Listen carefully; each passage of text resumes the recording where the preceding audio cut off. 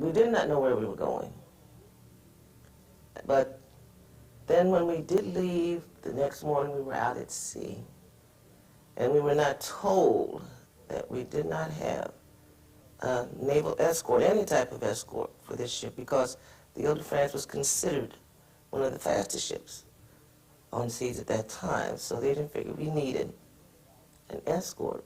But I think it was about the 6th or 7th, I can't remember exactly what night, that we were out. The German sub chased us. And of course that meant the ship rocked and rolled all night long, and the women fell out of their bunks and all kinds of little mishaps. No one was seriously hurt amongst our women.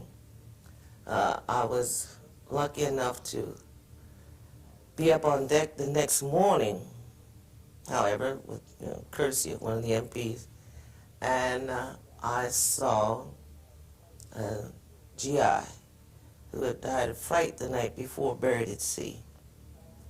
That was quite an experience. The ship, you were just there.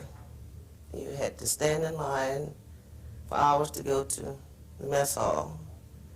And to get back up there was always a line. You weren't allowed up on deck except for boat drill.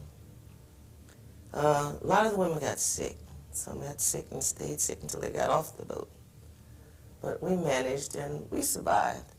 But then going up the English Channel, again, I had the opportunity to be up on deck. And I saw the Ile-de-France maneuver its way through the minefield across the channel, which was very frightening. Adjusting to the rigors and restrictions of Army life was not easy. Black women had to not only deal with the strict discipline and rigorous regimentation of the military, but also with a system not fully equipped to meet their personal needs. Out of necessity, black WACs were the first to sport the afro hairstyle, which did not become the trend until the late 60s with the advent of black pride. The relationship between the black service women and the black GIs overseas also suffered because of the pressures under which both had to function. This dissension was most apparent when black women were seen in the company of white men. Often the women were stigmatized as promiscuous and subjected to verbal abuse from some black soldiers. Generally, however, most black men and women serving overseas were able to adjust to the mental pressures and discomforts of a system that did not welcome them with open arms.